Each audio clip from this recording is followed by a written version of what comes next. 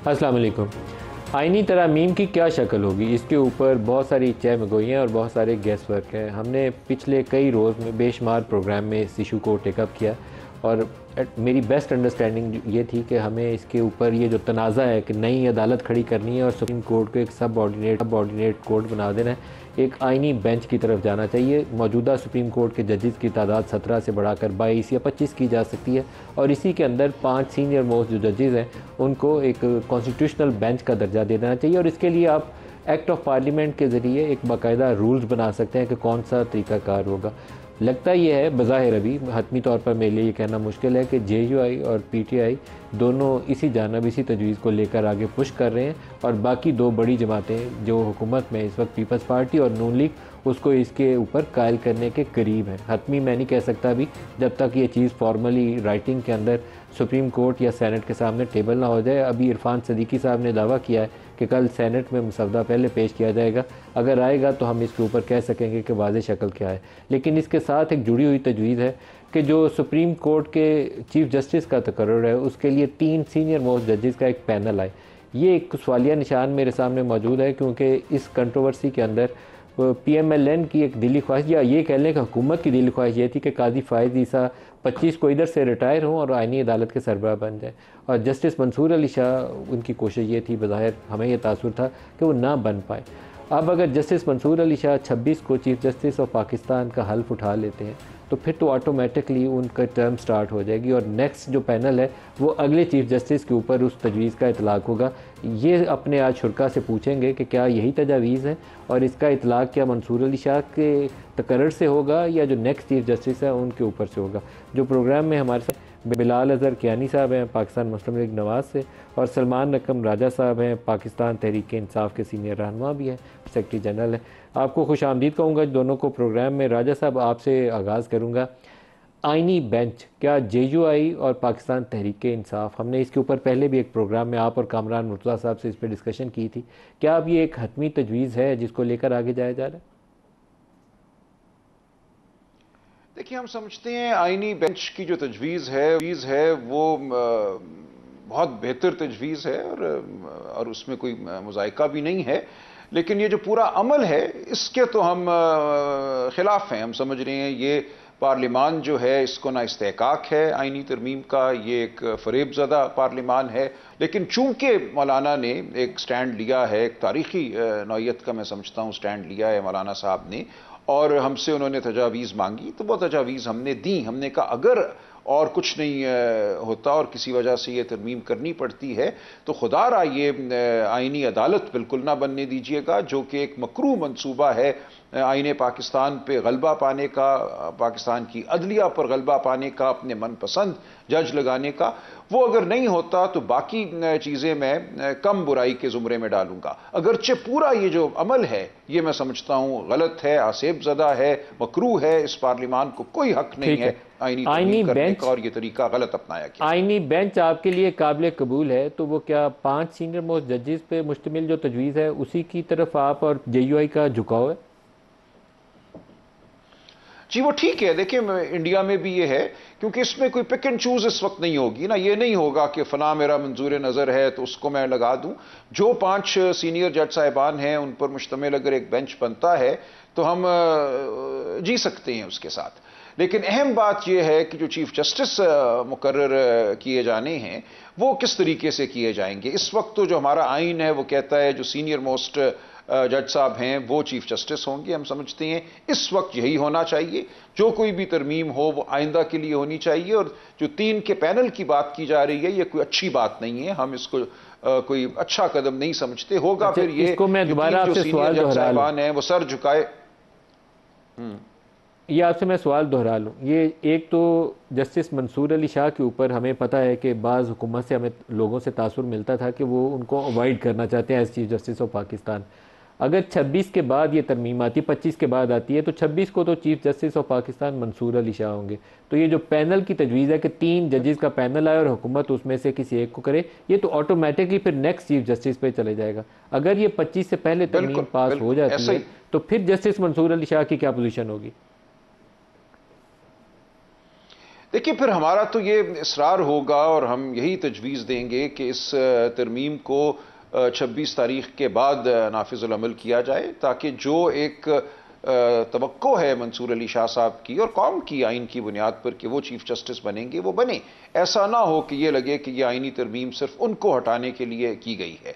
आइनी तरमीम का अगर मकसद है एक उमूमी तब्दीली करना और उसको अच्छा समझा जा रहा है, अगरचे हम अच्छा नहीं समझते। हम समझते हैं 3 का पैनल जो है वो आला अदलिया को, सुप्रीम कोर्ट की सीनियर तरीन जो मेंबरशिप है, जो सीनियर तरीन जज हैं, उनको एक तरह से मगलूब करने की कोशिश है कि वो 3 सर झुका के बैठे रहें कि हम में से कौन मंजूर नज़र ठहरेगा, शायद सबसे ज़्यादा जो मुती है वो मंजूर नज़र ठहरेगा। ये किसी सूरत भी अच्छी तजवीज़ नहीं है।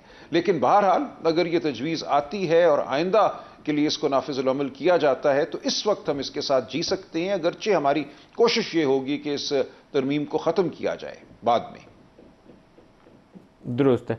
बिलाल अज़हर कियानी साहब, पहले तो अभी मजम्मत की है राजा साहब ने, आई थिंक आपको भी मजम्मत करनी चाहिए। जैन, आप बहुत सारे प्रोग्राम में इकट्ठे बैठते भी हैं। उनकी अहलिया की पहले कल खबर आई, आज बलूचिस्तान से एक सेनेटर खातून है, उन्होंने अपने बेटे के हवाले से और जिस तरीके से उन्होंने अपना दुख दर्द फ्लोर के ऊपर बयान किया, नसीमा बीबी, उनकी खबर सामने आई।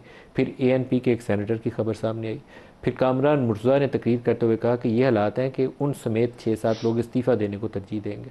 तो आप मजम्मत करते हैं इन इक़दाम की? जी, बिस्मिल्लाहिर्रहमानिर्रहीम। नदीम साहब, बहुत शुक्रिया जी अपने शो में दावत देने का। देखिए नदीम साहब, इन चीज़ों के बारे में मैं कोशिश तो ये करूँगा जी एहतियात से बात करूँ। मैं किसी पे कोई ब्लेम करना या इस तरह की बात इसलिए नहीं कर सकता क्योंकि ये चीज़ें जब तक एक मौक़िफ़ आया है, और मैं सिर्फ इतना कहूँगा जिस तरह जहन के हवाले से आपने बात की, जहन के साथ मेरा यकीनन एक हम जहाँ पे हर एक दूसरी हमारा एक अपोजिंग व्यूज़ होते हैं, शोज़ पे भी इकट्ठे आते हैं, मगर एक ज़ाती ताल्लुक़ भी है, हम पार्लियामेंट्री कॉलीग्स भी हैं। तो मुझे ये बात सुन के इत्मीनान हुआ कि उनकी जो वाइफ हैं वो खैरियत से अपने घर चली गई हैं। बाकी जो उसके पीछे जो actually whatever the facts of the matter are, उस पर ज़रूर पता चल जाना चाहिए, तहकीक होनी चाहिए एंड वो what really actually happened. But मैं इतना ज़रूर कहूँगा कि आई विश कि जितने भी पार्लियामेंट्री हमारे कॉलीग्स हैं उनके family members they remain safe. तो बिल्कुल जी, हम तो देखिए जहाँ तक कॉन्स्टिट्यूशनल अमेंडमेंट की बात ये है, कॉन्स्टिट्यूशनल बेंच के ऊपर राजा साहब ने बात की कि इसको वो चाहे आपके पास वो क्वेश्चन करते हैं कि आपको मैंडेट है या नहीं, लेकिन वो कहते हैं कॉन्स्टिट्यूशनल बेंच काबिल कबूल होगा। अब यहाँ क्या आप इंगेज कर सकते हैं PTI के साथ? जी देखिए, बात के नदीम साहब, इस हवाले से तो मैं ये कहूँगा कि आपने देखा कि इन अ वे एक डिवीजन ऑफ रिस्पॉन्सिबिलिटीज़ होगी PTI की। जहाँ तक इस अमल में पार्लियामेंट में इस प्रोसेस की इंक्लूजन है, वो आपने देखा स्पेशल पार्लियामेंट्री कमेटी के थ्रू भी है, मगर साथ ही साथ मौलाना साहब ने फिर ये जिम्मेदारी ली थी इस सारे नेगोशिएशन के मामले में कि PTI को मैं इंगेज करूँगा।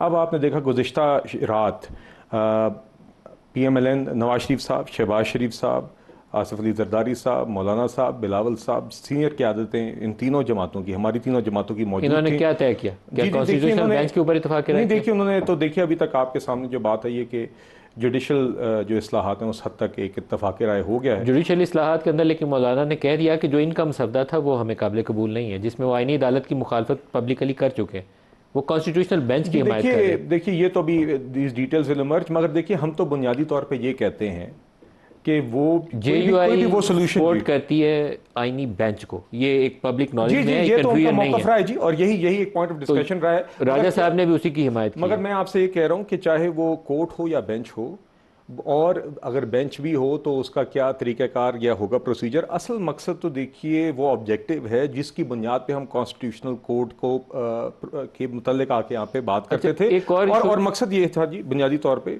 कि देखिए जो कॉन्स्टिट्यूशनल केसेस जो रुकावट बन जाते हैं दूसरे आम शहरियों के सिविल और क्रिमिनल केसेस के, वो 200 केसेस हैं जी, 200 केसेस हैं, आप यहाँ मैनेज कर सकते हैं। इशू यहाँ उससे ज़्यादा आप लोगों का पॉलिटिकल इशू है। लेकिन जस्टिस मंसूर अली शाह के ऊपर क्वेश्चन बड़ा इंपॉर्टेंट है। 26 को वो चीफ जस्टिस ऑफ पाकिस्तान होंगे। अगर आपकी आईनी तरमीम उससे पहले आ जाती हैं तो फिर तरीक़ाकार के ऊपर सवालिया निशान है। राजा साहब ने कहा कि ये मौजूदा चीफ जस्टिस के लिए वो तरमीम लागू नहीं होनी चाहिए, पैनल ऑफ जजेस वाली, आइंदा के लिए आप कर लें। देखिए ये तो आपकी क्या राय है? देखिए मेरा ये ख्याल है कि जो भी चीज़ इत्तफाक राय से इस कंसेंसस के तहत चाहिए, मगर देखिए मिसाल के तौर पे वो मौलाना साहब को शामिल करें। नहीं देखिए वो मौलाना साहब एक एफर्ट कर रहे हैं, मगर ये भी नहीं हो सकता कि we can not be held hostage by PTI, क्योंकि अब तक PTI इत्तफाक नहीं करती जब इतना ब्रॉड कंसेंसस अदरवाइज हो गया। पास नंबर्स नहीं है। इफ यू जी उसके बगैर आपके पास नंबर नहीं, नंबर्स तो हम समझते हैं हमारे पास है उस तरीके से जिस पे मजम्मत किया आपने। नहीं, नदीम साहब देखिए, ये तो बिल्कुल स्पेकुलेशन है ना। देखिए मेरी गुजारिश है, जिस तरह का मौका राजा साहब को मिला, I am constantly I am try, if you allow me. देखिए बात ये है, हम 3 जमातें जो हैं, दिस फॉर्म्स द बेस। अगर हम 3 जमातें ही कंसेंसस फॉर्म कर लें, जिसमें PMLN, JUI और पीपल्स पार्टी शामिल है, तो that provides the majority of the numbers. उसके अलावा कुछ इंडिपेंडेंट्स भी हैं। मेजॉरिटी नहीं होती सर, नहीं, majority of the numbers needed. मैं आपसे कह रहा हूँ, कुल तादाद नहीं मिलती। मेरी गुजारिश नहीं, आप 2/3 नहीं होते जब तक सर, मैंने ये दावा ही नहीं किया ना। अगर आप मुझे अलाउ करें, मैं आपसे ये कह रहा हूँ 2/3 मुकम्मल नहीं होते इन 3 जमातों के साथ। उसके अलावा आज़ाद मेंबरान हैं, आज़ाद PTI वाले आज़ाद नहीं। देखिए आज़ाद हैं, आज़ाद और ऑफिशियली आज़ाद। You are managing them as आज़ाद। नहीं, देखिए हम कायल कर रहे हैं, बिल्कुल हम करेंगे दलील के साथ, ये हमारा हक है, मगर आप हर चीज़ को उस चीज़ के साथ टेंट कर दें, ये भी मुनासिब नहीं है।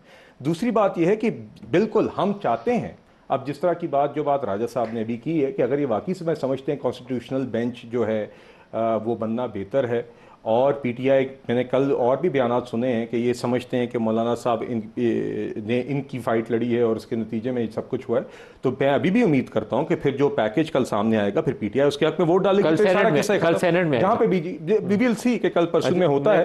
तो मगर देखिए, आप तो को रखते हैं कि अगर ये चीजें आए तो PTI सपोर्ट करे उसको? नहीं, मैं अब एक तो मौलाना साहब और इनकी मुलाकात होनी थी, हम उसके भी मुंतज़िर हैं।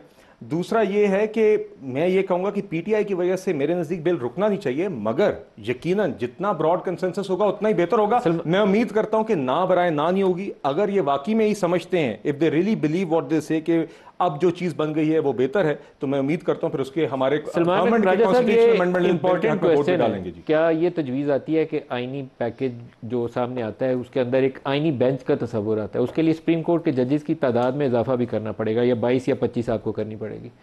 7 चीफ जस्टिस के तकर्रुर का तरीकाकार, फिर जस्टिस मंसूर अली शाह, आपने अभी खुद उसका सवाल रेज किया। क्या अगर ये आपकी मर्जी के मुताबिक हो जाते हैं तो PTI इस कॉन्स्टिट्यूशनल पैकेज के लिए वोट करेगी? नहीं करेगी। देखिए, मैंने पहले कहा कि हम इस पार्लियामान के इस्तेहकाक को नहीं मानते। जो तरीका अपनाया गया है अभी तक, आज HRCP ने भी इस तमाम तरीके को रद्द किया है कि आपने अवाम को क्यों इसमें शामिल नहीं किया, सिविल सोसाइटी जो है पाकिस्तान की उसको शामिल नहीं किया, तो इस पूरे मकरू अमल का हम हिस्सा नहीं बनेंगे। लेकिन एक फ़िक्री सतह पे, एकेडमिक सतह पे हम मौलाना साहब के साथ गुफ्तगू करते रहेंगे, लेकिन हमारा मौक़िफ़ यही है कि इस पार्लियामान को और जिस तरीके से ये सब कुछ किया जा रहा है, हम सपोर्ट नहीं करते आईनी तरमीम के हवाले से। राजा साहब, लेकिन आपके कुछ अरकान जब तक वोट नहीं करेंगे तो 224 का नंबर और उधर से 65 या 64 जो भी नंबर है सेनेट का, वो पूरा नहीं होता जब तक आपके बंदे इधर से उधर जाएंगे नहीं। तो ये तो होगा, आप चाहे खुशी से मानिए या वो बंदे क्या जरूरत है, लेकिन होगा। लेकिन देखिए, जरूरत नहीं है ना तरमीम की, क्या जरूरत है? हम बेंच तो देखिए, सुप्रीम कोर्ट अपने रूल्स के जरिए भी बनाना चाहे तो बना सकती है, कोई इसमें ऐसी बड़ी बात नहीं है। और जो तादाद बढ़ानी है उसके लिए भी आईनी तरमीम नहीं चाहिए, वो सदर मुमलिकत बढ़ा सकते हैं, सादा कानून साजी के जरिए वो हो सकती है। तो आईनी तरमीम की इस वक्त हमें कोई ज़रूरत नज़र नहीं आती इस माहौल में और इस पार्लियामान के जरिए। जो भी बात अगर करनी है, आईनी बेंच बनाना है, तो rules of the supreme court बिल्कुल मौजूद हैं, ये किया जा सकता है। क्या आपके राजा साहब जो MNAs और सेनेटर्स हैं वो सारे आपके कंट्रोल में हैं, पार्टी के डिसिप्लिन में हैं इस वक्त, या कुछ ऐसे हैं जो टूट चुके हैं? नहीं, हम बहुत इस हवाले से पुरुमीद हैं। हम समझते हैं कि ये एक तारीख़ी लम्हा है और इस वक्त टूटने का, गद्दारी का जो अमल है वो सियासी मौत होगा। अगरचे लोगों पर एक बर्बरियत का पहाड़ तोड़ा गया है, बीवियों बच्चों, सादुल्लाह बलोच का मामला आपके सामने है, कल जो ज़ैन कुरैशी के साथ हुआ, दीगर आपने खुद जिक्र किया। लेकिन इस सब के बावजूद मैं समझता हूँ कि ये नंबर पूरे नहीं कर पा रहे और इसीलिए ये बदहवासी में मज़ीद ये बर्बरियत जो है बर्पा कर रहे हैं। राजा साहब, एक सवाल और पूछ लूँ, फिर मैं बिलाल साहब की तरफ आऊँगा। आपकी पार्टी के ऊपर बात सवालात ऐसे हैं जो हम पूरे तरीके से समझ नहीं पाते। आपकी पार्टी की क़यादत के ऊपर आपकी पार्टी के वर्कर्स ही सवाल उठाते हैं। मतलब गौहर साहब ने वो जो ट्वीट की कि मेडिकल डॉक्टर्स जो थे पिम्स के, उन्होंने चेकअप कर लिया एंड दे आर सेटिस्फाइड, फिर उन्होंने उस रिपोर्ट को भी पब्लिक कर दिया ट्वीट के ज़रिए, तो उनको उनके वर्कर्स ही बुरा भला कह रहे हैं, किसी और को कहने की नौबत नहीं पेश आती। तो आपकी सीनियर लेवल पे जो लीडरशिप है वो वर्कर उसको एक्सेप्ट नहीं कर रहा, या उसके कहे हुए के ऊपर उसका यकीन नहीं है, भरोसा नहीं है उसका? देखिए, इमरान खान साहब की सेहत जो है वो इंतहाई हसास मामला है। उस हवाले से हमारे जो रफ़का हैं, जो वर्कर्स हैं, वो बहुत हसास हैं। तो मैं समझता हूँ जो उस दिन ट्वीट हुई उसमें गौहर साहब का मकसद तो कुछ और था। बहुत वो धीमे शरीफ नफ्स इंसान हैं। उनका ख्याल ये था कि उनकी ट्वीट की वजह से शायद वर्कर्स को इत्मीनान हो, लेकिन मामला उसके बरक्स ठहरा। उसमें कोई बदनीयती नहीं थी और मैंने भी उस दिन ट्वीट्स की थी। मैंने बिल्कुल कहा था कि आसिफ यूसुफ साहब को ना मिलने देना इंसानियत की तज़हीक है, करोड़ों इंसानों के जज्बात की तज़हीक है। तो मेरी ये ट्वीट भी वहाँ मौजूद है। देखिए, अपने अपने पैराए से लोग बात करते हैं, इसमें कोई बदगुमानी का आंसर नहीं है। मैं समझता हूँ जिस तरह से उन्होंने ट्वीट की उसको मुख्तलिफ अंदाज में किया जा सकता था और हमें बिल्कुल इत्मीनान नहीं है। हमें एक तरह से यकीन दिलाया गया था। आसिफ यूसुफ साहब मुल्क से बाहर थे, वो फौरन वापस आए। किसने यकीन वजह नहीं थी कि किसने यकीन दिलाया था कि आसिफ यूसुफ को जाने दिया जाएगा चेकअप के लिए? हुकूमती हलकों ने उन्होंने कहा था आप उनको बुलवा लीजिए और इंशाअल्लाह ये हुकूमती हलकों से मुराद क्या इंटीरियर मिनिस्टर है, क्योंकि उन्हीं से इंटरेक्शन हुआ था, या कोई और? देखिए, वो भी और दीगर भी, बस इतना ही मैं कहूँगा। दीगर में ठीक है, अंडरस्टूड है कि दीगर आप किसकी तरफ कह रहे हैं। आपने कल एहतजाज भी करना है, तो वो एहतजाज इमरान खान के लिए करना है या आईनी पैकेज के खिलाफ करना है? देखिए, बर्बरियत के खिलाफ करना है और बिल्कुल इमरान खान के लिए करना है। जो उनको एक काल कोठरी में डाला गया, 3 अक्टूबर से 19 अक्टूबर तक कोई उनसे मिल नहीं सकता, ख़ानदान का फ़र्द, वकील या सियासी रफ़ीक। तो ये एक इंतहाई बदतरीन फस्तायत का मुजाहरा किया गया है, वो भी करेंगे। उसके लिए बिल्कुल एहतजाज हमारा जारी रहेगा, आईनी तरमीम के हवाले से भी रहेगा। जो बर्बरियत बरपा है पूरा एक अमल है। अब आप देखेंगे ये अमल है, ऐसा नहीं है कि हमने एक कोई मार्का मारना है, एक वाक़या बरपा होना है। ये एक अमल है जो माशरे में अब मैं समझता हूँ फैलेगा। जो आपको इस वक्त नफ़रत नज़र आ रही है पंजाब में, पंजाब के तालीमी इदारों में, वो एक गहरी नौइयत की नफ़रत है। जो आपने बीज बोया है वो सामने आएगा। जिस तरह आपने अवाम के मैंडेट को चुराया है, जो लोगों ने वोट 8 फरवरी को डाला था, ये हज़म नहीं हो सकता। मैंने अभी आज अपनी प्रेस कॉन्फ्रेंस में कहा, अयूब खान साहब, फातिमा बिलाल साहब इसका जवाब दे सकते हैं, क्योंकि पंजाब में जो स्टूडेंट्स वाला रद्द-ए-अमल है ये है तो बहुत खौफनाक है, लेकिन मरियम बीबी की जो प्रेस कॉन्फ्रेंस है वो ये जाहिर करती है कि ये सोशल मीडिया पे इसको ट्रिगर किया गया। बिलाल साहब, आप इसका जवाब देंगे?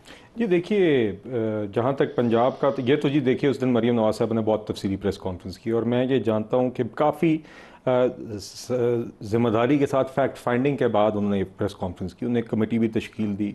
दे फिगर्ड आउट, क्योंकि इंश्योर करना था कि अगर वाकई ऐसा कोई वाक़या हुआ तो यकीनन कोई अव्वलीन तरजीह ये है कि जो भी विक्टिम हो इस तरह की क्राइम का, वो उसके साथ भी इंसाफ हो और अदरवाइज भी इंसाफ इंश्योर किया जाए। मगर बाद में जो हकीकत है उसके मामले में वो आपके सामने आई, देयर वाज नो इंसिडेंट। देखिए, एक चीज़ मैं आपसे कहूँगा, मैं राजा साहब से भी और आपसे भी, दोनों जमातों से कहूँगा, लड़कियों की तस्वीरें चलाना, उनके नाम छाप देना, ये कोई नेकी का काम नहीं है, उनकी ज़िंदगियों को तबाह करने के मुतरादिफ है। इस पे सबको गुरेज करना चाहिए और उन लोगों के खिलाफ कार्रवाई होनी चाहिए जिन्होंने ये काम किया। जी बिल्कुल। और इसी तरीके से अभी मैं प्रोग्राम में आ रहा था तो प्रेस कॉन्फ्रेंस एक चल रही थी जिसमें प्रिंसिपल साहिबा के साथ वो लड़कियाँ जिनके ऊपर है कि इन्होंने कोई वीडियो यूट्यूब वगैरह बना के डाली है, वो बैठी हुई टीवी के ऊपर बता रही हैं कि हमसे मिस्टेक हो गई।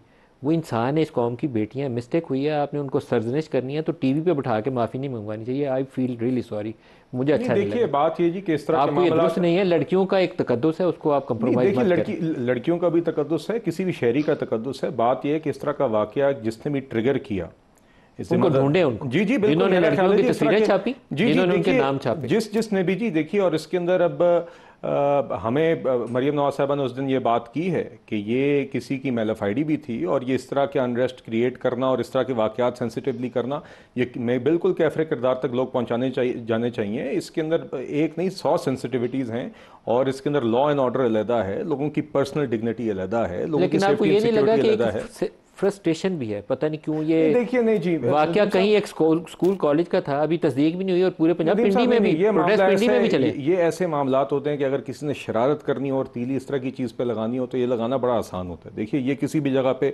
आप जानते हैं जी, हम सब के बच्चे स्कूलों में जाते हैं, इस तरह का एक वाकया कहीं पे हो जाए तो हर कोई इस पे जज्बाती होगा। इसलिए इस तरह के मामलात के अंदर तो देखना ये चाहिए कि जिसने भी मेलाफाइडी की उसको कैफरे किरदार तक पूरे सबूत और शवाहिद के साथ। जी बिल्कुल, मैं इस बात से लड़कियों को टीवी पर उठा के माफी माफ़ी नहीं मंगवानी चाहिए, नाम उनके छापने से गुरेज करना चाहिए। जी देखिए, बात ये नदीम साहब जो भी बात कर रहे थे राजा साहब, अब आपने बल्कि जिक्र किया माजरत के, ये कल फिर एहतजाज कोई कर रहे हैं जी। मैंने पीटीआई तो एहतजाज कर रही है, तो मेरा तो ख्याल है जी, तो पहले नाम ही इनको अपना बदल देना चाहिए, तहरीक एहतजाज कर देना चाहिए। मतलब कि this is now too much. आप हर वक्त ही आपका ख्याल है कि क्योंकि मुझे लगता है कि कोई और सियासत इनको समझ ही नहीं आती। उस दिन राजा साहब ने एक बात बड़ी नहीं देखिए मेरी गुजारिश सुनिए, राजा साहब ने उस दिन एक बात समझदारी की। मैंने एक शो इनको देखा कि उन्होंने कहा कि जी हम यूट्यूबर्स और सोशल मीडिया के कहने पे नहीं, हमने एक और तरीके से कर दिए हैं। He is relatively new to the party, but ये अहम ओहदे पे फायज़ हैं। हकीकत ये है कि इनकी जमात के जो लोग जो रोज़ाना की बुनियाद पे आके सड़कों पे इस तरह का इंतशार फैलाते हैं, वो बिल्कुल वही आवाज़ सुनते हैं जो गालियाँ निकाल रही है जुगर खान को। हमाद अजहर और अली अमीन गंडापुर के बयान इसीलिए इस तरह के आते हैं क्योंकि they play to the gallery. और इनको पता है उस दिन हमाद अजहर साहब ने जिस तरह मैं कल खुद लीड करूँगा, ये खुद लीड करके कह के अवाम को और कारकुनान को आगे कर देते हैं। खुद सारे वर्क फ्रॉम होम कहते हैं, फिर 10 सफाइयाँ देते हैं कि क्यों हम सड़कों पे नहीं आ सकते, हम बड़े हैं मगर आप जाके सड़कों पे एहतजाज करें। तो देखिए गुजारिश ये है कि SCO, अब फॉर एग्जांपल राजा साहब यहाँ पे मौजूद हैं और इनके होते हुए ही PTI ने फैसला किया कि फ़िलिस्तीन की भी ऑल पार्टीज कॉन्फ्रेंस को बॉयकॉट करना है, जो मेरी समझ से बिल्कुल मामला बाहर है। 15 की प्रोटेस्ट कॉल भी थी जो बाद में कैंसिल की। जी, मगर वो कॉल करना ही पहले एक मेरे नज़दीक एक नहायत गैर जिम्मेदाराना फैसला था। देखिए आपने 15 तारीख को ही डी चौक पर ही वो एहतजाज कॉल करना था, उसके बाद आप फेस सेविंग ढूंढते रहे। तो देखिए हम तो एक मुस्तकिल एक मेच्योरिटी का मुजाहरा करते हैं, इसलिए चलें आपका अगले दिन वो पिम्स का हो भी गया, मगर हकीकत ये है कि ये लोग उस शाम भी फिर फेस सेविंग ढूंढ रहे थे और इनके आधे लोग इनके उस फैसले पे खुद तनकीद करते रहे। 15 अक्टूबर से 2-3 दिन आसिम यूसुफ को किसने बुलाया था? आपकी हुकूमत में से किसने यकीन दहानी कराई थी कि डॉक्टर आसिम जी? वो तो मेरे में ही राजा साहब ने भी जिक्र किया है, तो हो सकता है इंटीरियर मिनिस्टर ने या जिसने भी किया होगा जी। मगर देखिए हमारी वो लेकिन क्या ये बहुत जालिमाना फेल था कि वो आके कोई वो मांग रहे हैं कि आके चेकअप करने, तो डॉक्टर को करने देते चेकअप? साहब जालिमाना तो वो था जब इमरान खान साहब ने बतौर प्राइम मिनिस्टर थानेदार SHO बन के मेक श्योर किया कि यार नवाज शरीफ को दवाई तो नहीं पहुंच रही। यार मेक श्योर करना, मरियम नवाज जो है ना वो नवाज शरीफ के सामने गिरफ्तार हो, राना सनाउल्लाह को गद्दा ना मिले, शहबाज शरीफ को अगर कमर की प्रॉब्लम है ना तो उसको कुर्सी नहीं मिलनी चाहिए नमाज पढ़ने के लिए। आपके ख्याल में वो इंतहाई बुरा और काबिल मज़म्मत हरकत थी ना?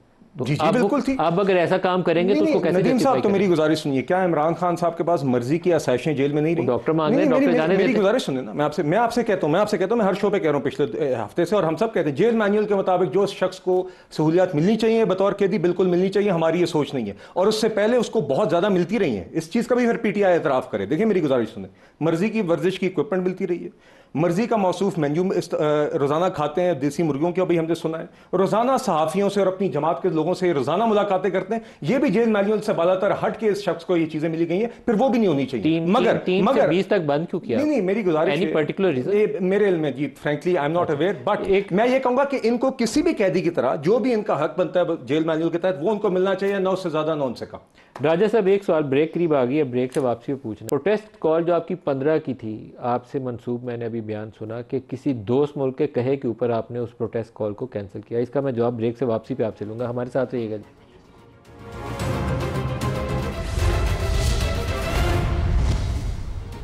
Welcome back. हाफिज़ अब्दुल्ला साहब JUI से हमें ज्वाइन कर रहे हैं। हाफिज़ साहब आपका बहुत शुक्रिया। ये फरमाइएगा कि आइनी बेंच सुप्रीम कोर्ट के अंदर क्या ये अब हतमी तौर पर बनने जा रहा है या आइनी अदालत बनने जा रही है? दोनों में से क्या चीज़ होने वाली है? बिस्मिल्लाहिर्रहमानिर्रहीम। शुक्रिया नदीम साहब, क्योंकि मैं सफ़र में हूँ। गुजारिश ये है नदीम साहब के जो चीज़ भी तय होगा वो इंशाल्लाह पूरी कौम के सामने आ जाएगी। मेरा ख्याल है आपकी जमात से JUI से ये तजवीज़ है कि 5 सीनियर मोस्ट जजेस जो सुप्रीम कोर्ट के अंदर हैं उन्हीं के ऊपर मुश्तमिल एक आइनी बेंच बना दिया जाए और चीफ जस्टिस एक ही रहे पाकिस्तान में, बजाय 2 अदालतें खड़ी करने के। ये आपकी जमात की और PTI की तजवीज़ है?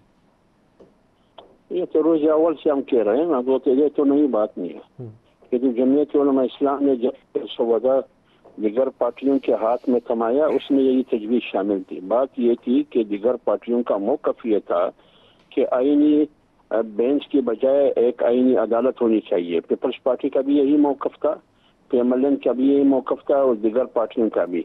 जमीयत उलमा इस्लाम का रोज़ा मौक़िफ़ ये रही है कि अगर आप वाकई आइन की या आइनी उमूर से मुताल्लिक जो मसाइल है उसका हल करना चाहते हैं, हल चाहते हैं तो इसके लिए आईनी अदालत की जरूरत नहीं है। सुप्रीम कोर्ट के अंदर एक आईनी बेंच होनी चाहिए। तो जमीयत उलमा इस्लाम का ये मौकफ था और ये भी था कि 5 सीनियर जजेस पर यह बेंच मुश्तमिल हो जिसकी सरबराही चीफ जस्टिस साहब सुप्रीम कोर्ट करे। इसी तजवीज़ को लेके मौलाना साहब बिलावल साहब के पास भी गए, इसी तजवीज़ को लेके मौलाना साहब मियां नवाज शरीफ साहब के पास, वहाँ जरदारी साहब भी थे, बिलावल भी, शहबाज शरीफ भी, सारे थे। लिहाजा जमीयत उलमा इस्लाम का आज भी यही मौकफ है कि अगर आप चाहते हैं कि आईनी दुश्वारियों का, आईनी मसाइल का कोई हल हो तो लिहाजा आईनी अदालत के बजाय 2 चीफ जस्टिस के बजाय, 2 अदालतों के बजाय आईन सुप्रीम कोर्ट के अंदर एक आईनी बेंच की तश्कील हो। तो हाफिज अब्दुल्ला साहब, क्या पाकिस्तान तहरीक इंसाफ को आप मना लेंगे कि वो भी आपके साथ इन तजावीज़ को सपोर्ट करें और ये कंसेंसस के साथ इसको आप कौमी असम्बली और सेनेट से पास करवा लें? इत्तफाक राय हो जाएगा पीटीआई से? हमारी कोशिश तो यही है, हमारी कोशिश तो यही है। अभी 2 पार्टियों से तो हमारी बात हुई है। अभी शायद मैं नहीं हूँ इस्लामाबाद में, अभी पीटीआई वालों से मुलाकात हुई है या नहीं हुई या जारी है शायद, तो मुलाकात हुई है, उसको भी इत्मीनान में लेंगे। जो पॉसिबल होगा, जितना भी हम इत्तेफाक की राय जिन उमूर पर पैदा कर सकते हैं, हमारी कोशिश यही रहेगी कि हम इत्तेफाक की राय से एक नुक्ते तक पहुंच जाए। हाफिज अब्दुल्ला साहब, बहुत शुक्रिया आपने हमें ज्वाइन किया। सलमान साहब, आपसे मैंने वो प्रोटेस्ट वाला सवाल करना है, लेकिन ये इत्तेफाक राय और मीटिंग आपकी मौलाना फजल रहमान साहब से ये कब ड्यू है, ये थोड़ा सा बता ही दें। जी, हमें तवक्को है आज शाम एक मुलाकात होगी। और सेनेट में बिल पेश होने से पहले क्या इम्कान मौजूद है कि आप दोनों जमातें सेम पेज पे आ जाए? देखिए, जो तो मुसविदा पेश किया है JUI ने, उसमें तो जैसा कि मैंने अर्ज़ किया, बहुत सी बातें हमें काबिल कबूल हैं। तो अगर तो वही मुसविदा रहता है तो वो ठीक है। हमारी तरफ से ये होगा कि ठीक है ये बातें, अगरचे हम हिस्सा नहीं बनेंगे इस प्रोसेस का, जिसकी वजह मैंने पहले अर्ज़ कर दी। आप मुखालफत नहीं करेंगे, लेकिन आप कहते हैं आप वोट भी नहीं करेंगे? जी नहीं करेंगे ना, मैंने बार बार कहा कि हम इस पार्लियामान के इस्तेहकाक को नहीं मानते, तो हम वोट तो बिल्कुल नहीं करेंगे। अच्छा राजा साहब, आपसे एक वो जुड़ा हुआ बयान अभी मेरे सामने आया कि हमें किसी दोस्त मुल्क ने कहा तो फिर हमने 15 का प्रोटेस्ट मुलतवी किया। ये कौन से दोस्त मुल्क थे, थोड़ी सी वजाहत कर दें। नहीं, मैं वो वजाहत तो नहीं करूंगा, लेकिन देखिए अभी मैंने प्रेस कॉन्फ्रेंस की, उसमें मैंने ये एक बात नहीं की थी। मैंने अर्ज़ ये किया था कि हमारे जो इस आईनी मुदाफ़ियत के अमल में बड़े हलीफ हैं मौलाना फजल रहमान साहब, उनकी तरफ से भी दरख्वास्त आई थी। इसके अलावा हमारे पार्टी के अंदर भी एक राय बहुत से MPA हजरात की तरफ से आई थी कि उनके बहुत से कारकुन जो हैं वो मुसीबत में हैं, मुश्किल में हैं, उनको गिरफ़्तार किया गया है या गिरफ़्तार नहीं किया गया, अगवा किया गया है। कुछ के खिलाफ तो मुकदमे कायम हैं, बाकियों को तो उठाकर काल कोठरियों में फेंक दिया गया है। तो बहुत से मामलात थे जो हमारे पेश नज़र रखे गए, और एक ये कभी इम्कान भी हमारे सामने आया कि डॉक्टर आसिम यूसुफ को मिलने दिया जाएगा इंसानियत की बुनियाद पर। तो इन तमाम मामलात को, एक कोई वाहिद वजह नहीं है, इन तमाम मामलात को पॉलिटिकल कमेटी के सामने रखा गया और दयानतदारी से, लेकिन दोस्त मुल्क भी उसमें शामिल था, फैसला हुआ। 2 आरा थी उसमें, दोस्त मुल्क का मशवरा भी शामिल था, भी शामिल थी, एक या एक से ज्यादा दोस्त मुल्क। उन बस ज्यादा बात मैं नहीं करूंगा। तो जो अवामिल मैंने बताए वो ये थे, दोस्त मुल्क का या ममालिक का मशवरा, मौलाना फजल रहमान साहब की दरख्वास्त, और उसके अलावा हमारे अपने MPA हजरात तकरीबन 70-75 मैंने कहा, उनकी जानिब से भी कुछ आरा वसूल हुई थी हमें।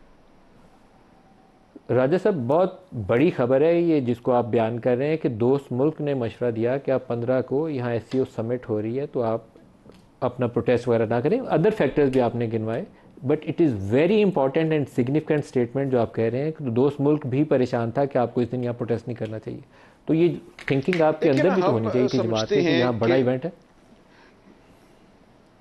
नहीं, देखें, एक तरफ तो ये बात थी, लेकिन दूसरी तरफ बात ये थी कि हुकूमत की तरफ से जो फस्तायत थी कि 3 तारीख को आखिरी मीटिंग होती है, 19 तक आप कहते हैं कि किसी को उनसे मिलने नहीं दिया जाएगा, एक काल कोठरी में वो हैं, करोड़ों इंसानों को एक तशवीश लाहक थी उनकी सेहत के हवाले से, और अब तक है, जब तक हमारी उनसे मुलाकात नहीं होगी। तो मैं आपसे मुतफिक हूँ, आपको सपोर्ट कर रहा हूँ। इमरान को डॉक्टर भी मिलना चाहिए था, 100% सपोर्ट करता हूँ। मुझे आपके प्रोटेस्ट पे इतराज़ था और अभी भी इतराज़ है कि आपको 15-16 को या नहीं आना चाहिए था। मैं गलत बयानी नहीं करूँगा, समिट है, हमारी पाकिस्तान की शान है, इज्जत है दुनिया में। देखिए ये राय थी ना, ने आपको कहा, लेकिन आपकी पार्टी के अंदर ये क्यों नहीं सोच आई?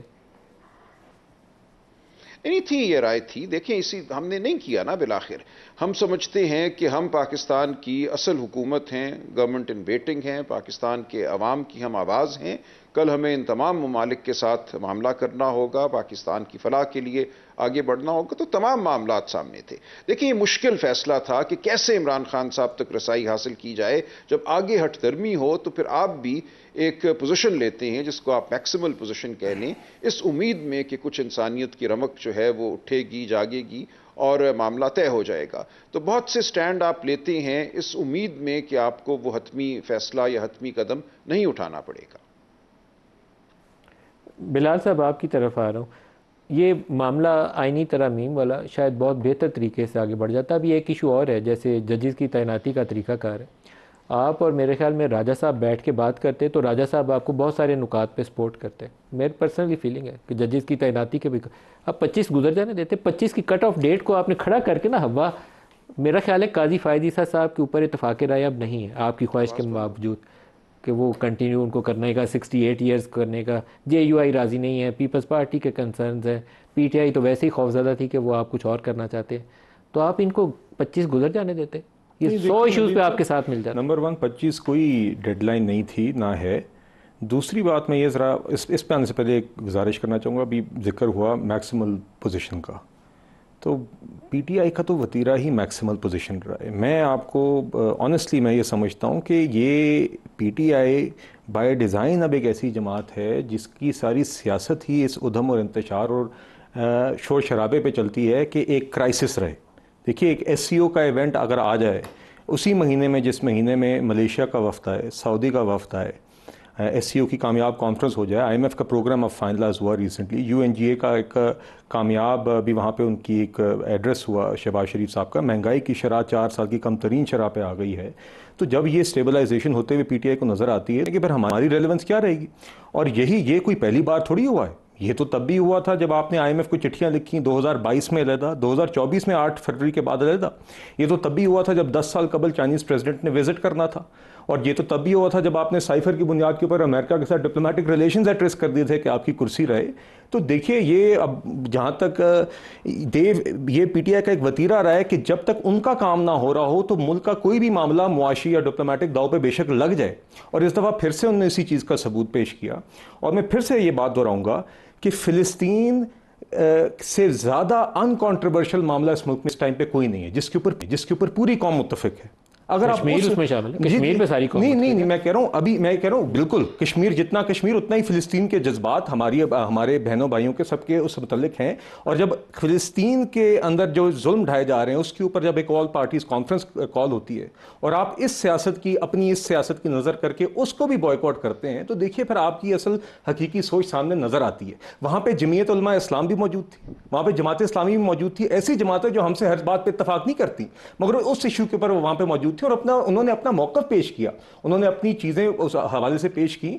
तो बहरहाल लेकिन 25 की कट ऑफ के पीछे आप क्यों भाग रहे थे? मैं अभी भी इस पे आपसे इतराज़ भाग रहे। देखिए, आपने पूरा जोर लगाया, रात 12 बजे तक इंतजार किया कि कुछ हो जाए। नदीम साहब, अब से मेरी गुजारिश सुन लीजिए। उस दिन यकीनन पहले एक तासुर ये था कि शायद इत्तफाक राय हो गया है, इसलिए बिल टेबल किया गया। मगर 17 की कोशिश यही थी, 17 की आज भी कोशिश यही थी कि किसी तरीके से आज भी हो जाए। तो आपको बंदे नहीं मिल रहे पूरे करने के लिए, क्या करें? नदीम साहब, आप देख रहे हैं कि पिछले अब कुछ हफ्तों से दीगर राउंड्स ऑफ मुशावरत और नेगोशिएशन पैकेज जो है 25 के बाद पास होगा या आप इसको अभी मेरे नज़दीक जी देखिए, जिस तरह की प्रोग्रेस 2 दिन पहले कराची में, कल रात आपने लाहौर में देखी, अब पीपल्स पार्टी और JUIF के दरमियान हुई है। आज मौलाना साहब ने जिम्मेदारी ली कि PTI को कायल करेंगे, वो हम देखते हैं क्या होता है। मगर अगर इत्तफाक राय हो जाता है, एक मसवदा तैयार होता है, there is no reason to delay it. हम ये इस मोमेंटम पे कैपिटलाइज करके जितना जल्द इत्तफाक राय हो सकता है। क्योंकि जस्टिस मंसूर अली शाह 26 को चीफ जस्टिस ऑफ पाकिस्तान होंगे। आप उससे एक दिन पहले पास करें तो पोजीशन और है, एक दिन बाद में करें तो पोजीशन और है। वो तो अभी वी विल सी कि जो मुसव्वदा आपस में तय हुआ है वो क्या है। पीटीआई की भी चले मौलाना साहब इनपुट लेंगे, मगर हम 3 जमातों के अंदर तो एक इत्तफाक राय पैदा हो गया है। तो इत्तफाक राय क्या कहता है? नहीं देखिए, ये तफसीलात तो देखिए आपके सामने आएगी, अभी तक हमारे सामने ये है नहीं। मैं ये 25 के हवाले से मैं सिर्फ इतना कहूंगा कि जितना जल्द ये कंसेंसस होता है, then there is no reason to delay it. Bill should be tabled in parliament. जैसे ही आज होता है, कल होता है, परसों होता है, जब भी होता है। 25 की कट ऑफ के पीछे 2 बड़े फैक्टर्स थे। एक तो किसी हद तक वो मुझे लगता है फैक्टर अब एग्जिस्ट नहीं करता, वो था आईनी अदालत का। और काजी फायज ईसा साहब को 25 को इधर से रिटायर होते और 68 ईयर्स उनकी रिटायरमेंट एज करके उधर ले जाते। ये तो अब टेबल से हट गई है तजवीज़। तो लेकिन अभी जस्टिस मंसूर अली शाह वो कंटिन्यू करते हैं, चीफ जस्टिस ऑफ पाकिस्तान 26 को बनते हैं या नहीं बनते हैं, इसके ऊपर अभी वो डेडलाइन को मीट करने के लिए हुक्मरान जो है दौड़ लगा रहे हैं। आपको क्या लगता है कि रास्ते में गुंजाइश है आपके लिए, या अब गुंजाइश आपकी ख़त्म हो गई?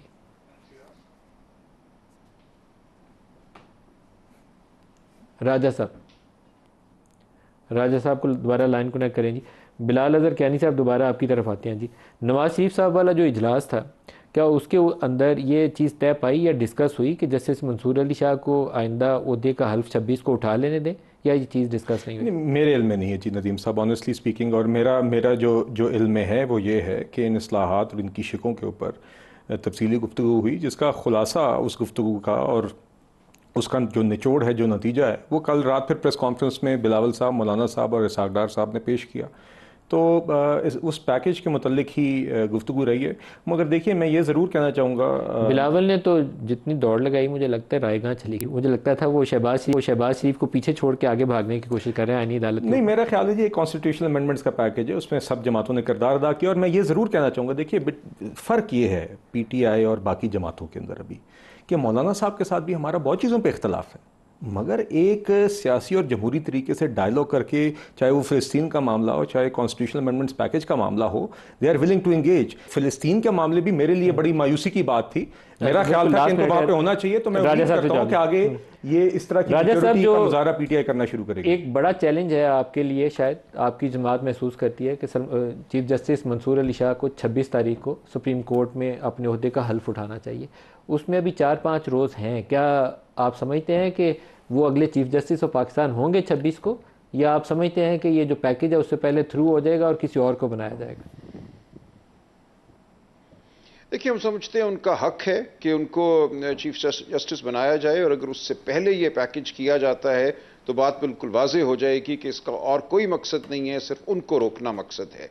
और ये एक मकरू बात होगी कि आप अपने मनपसंद चीफ आपकी स्ट्रेटजी क्या होगी? आप वेट एंड सी करेंगे या आपके पास कोई हिकमत अमली भी है? देखिए स्ट्रैटेजी नहीं, देखिए स्ट्रैटेजी जो है हमारी तो यही है कि हम अपने मेंबरान को कायम हैं, हम मौलाना के साथ एंगेज रहें। देखिए, ये कहना कि हम किसी सियासी जमात के साथ एंगेज नहीं करते, बिल्कुल खिलाफ वाक़या बात है। वो JUI हो, वो बलूचिस्तान की जमातें हो, वो PTM हो, वो जमात इस्लामी हो, हम हर एक के साथ एंगेज करते हैं जो उसूल की सतह पे हमसे बात करना चाहती है। इनके साथ जब हम उसूल की बात करते हैं तो ये कहते हैं कि इलेक्शन फ्रॉड की ना सिर्फ हम बात नहीं करेंगे, हम कानून को बदल के ये कह देंगे कि अब रिटायर्ड जज सुनेंगे इलेक्शन अपीलें, हाई कोर्ट के जज जो कानून के मुताबिक जिन्होंने अपील सुननी थी वो नहीं सुनेंगे, हम किसी सूरत सच को सामने नहीं आने देंगे। तो इस वक्त ये 2 जमातें झूठ का दामन थामे हुए हैं, सरापा झूठ है। हम फिर भी इनसे बात करते हैं, कमेटी में बैठते हैं, गुफ्तगू करते हैं, लेकिन इनका अगर यह मकसद था कि हम एक फोटो अपॉर्चुनिटी पैदा करें, फिलिस्तीन के मामले पे हम इनके साथ खड़े होकर खाना खाएं, वहां पे यही सुना कि खाना खिलाते रहे।